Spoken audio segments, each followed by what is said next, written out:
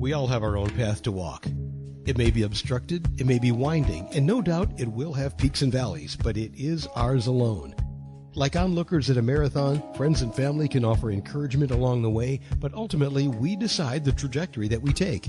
In this series, Juliet Dorris-Williams offers a clear view from her path that may inform your decisions as you move toward finding your faith. One part spirituality, one part real-world practicality, and a serious splash of fun. Here's Juliet. Hi, I'm Juliet, and welcome to Finding Faith. I'm the author of 2 books, one of which is Leaving Church, Finding Faith, 6 Steps for Discovering Your Purpose in the World After Leaving the Christian Church, and the primary focus for this podcast. You can find both books and how to contact me on my website at julietdorriswilliams.com. I am here in this space chatting with you about the book and other things that may bubble up when we are talking about matters of faith and life and how those two things intersect, because if you are at all like me, they always intersect. Hi there, friends. Last episode, we talked a little about the time change. 'Tis the season for that dreaded daylight savings time for many of we night owls. I also talked about uncertainty, how life does not always take us where we think we are headed. I've been thinking quite a lot about how different my life is now on the outside of organized religion, what I call in my book, church institution. At the time of this recording, we are still in the high holy Christian days leading up to what is commonly known as Easter. A few years ago, my life would have been immersed in the build-up to this highest of holiest days, the weeks that comprise Lent, Holy Week, and the various means of recognizing Good Friday, Holy Saturday, and of course Easter, or how I would always reference it really is Resurrection Sunday. Resurrection Day for me in my Christian devotional self always was distinct from the holiday of Easter. Easter for me was about the chocolate bunnies, the eggs, the jelly beans, the Easter baskets. And yeah, occasionally when I felt like a splurge, occasionally a new spring outfit. As I studied early church history, however, and learned the origins of the name Easter, I was even more committed to distinguishing that reference from the true meaning. That true meaning being a day to remember that my Creator, through his Son, had defeated death by rising to new life, thereby demonstrating for all who were paying attention that death has no dominion, that even death cannot separate us from God's will, God's way, and God's love. Of course, the lead up to that day is marked with much remembrance and recognition of trauma and anguish. The Christian church denominations that I connected with all had one thing in common as the lead up to Easter, the devastatingly traumatic events leading up to the crucifixion of Jesus. An innocent man, betrayed by a friend, condemned by the authorities of his day, beaten, humiliated, nailed to a wooden cross, while onlookers either mocked, denied, or grieved while he suffered and died.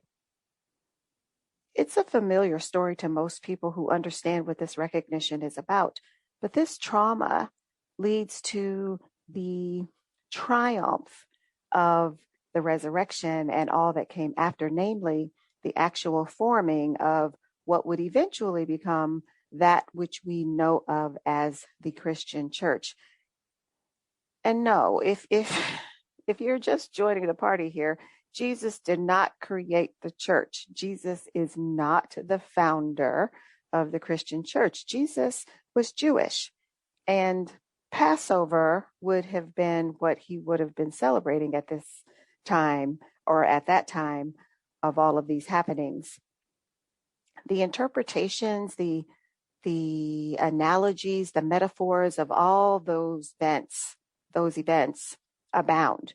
There seemed to be no end to how the events of that story can be a lens through which we can apply present day life and events.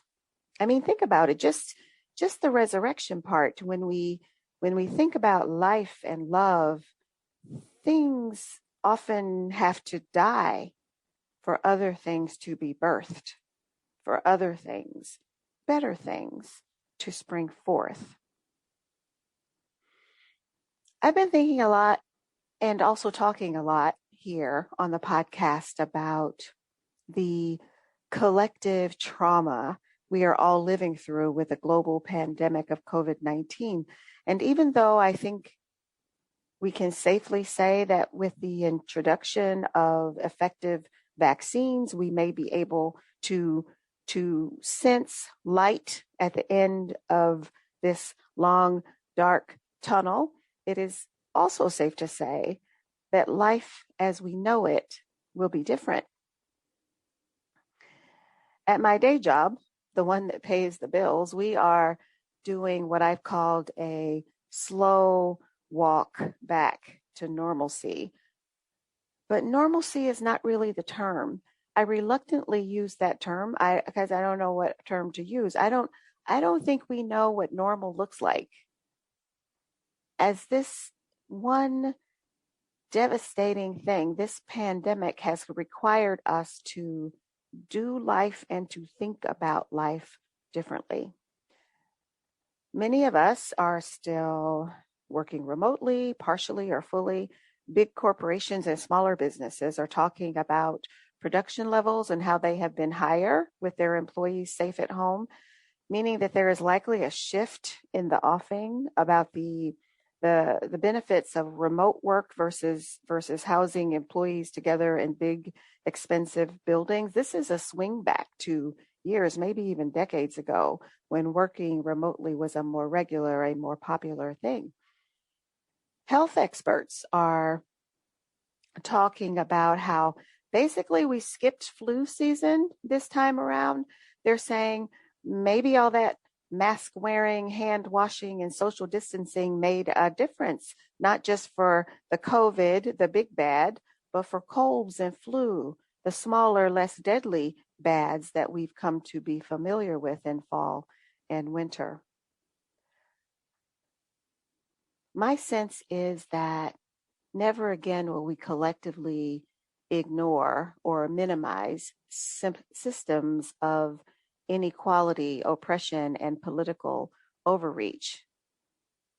Well, okay, I could be wrong about that one because the collective we goes back to sleep unless some folks are marching in the streets. But I am hopeful. I am truly hopeful that the vast majority of we humans are more awake about the realities of our societies than we ever were before. It is so easy to ignore, to be oblivious to that which does not affect us personally.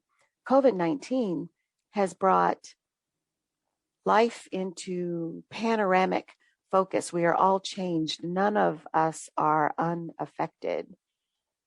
Some things had to die for other things to become alive in our notice, for other things to come into view. Sadly, quite a lot of people had to die to get our attention. In many ways, on this side of the pandemic, those of us looking at it from a tiny bit of a rear view because we aren't there yet. We are still journeying on the road away from it, but we have come through a harsh and terrifying terrain. We are like those onlookers, those people at the foot of the cross, those witnesses of the crucifixion and all the events that led up to it, watching hope die day after day after day. Then there were those witnesses to all that came after, life from death. Impossible, yet somehow not. They were forever changed. Life as they knew it did not continue. The world as they knew would never be the same. Such has been the power of the movement created by the followers of the way of Jesus. The organized Christian church is a massive thing, and it continues to evolve. Things die so that other things can spring forth. So it is with us. To be human is to evolve and grow. Resisting that process can leave us paralyzed and weak, stuck. Too many of us have been shocked to learn that the world isn't what we thought it was, that our systems are inadequate to quickly respond to a global catastrophe. We are learning that voting has consequences, both good and bad. Some of us are learning, perhaps for the first time, that though we are all traveling in the same lifeboat, we are not all having the same experience. Forever changed, in many ways, resurrected. The way we looked at the world, at life, had to die so that new life, new awareness, new knowledge, new ways of looking at things could live. Happy spring. Happy Resurrection Day. Probably belated by the time you are listening to this. Hey, go grab those chocolate bunnies and jelly beans that are probably on sale now. Eat a few for me. That's all for now.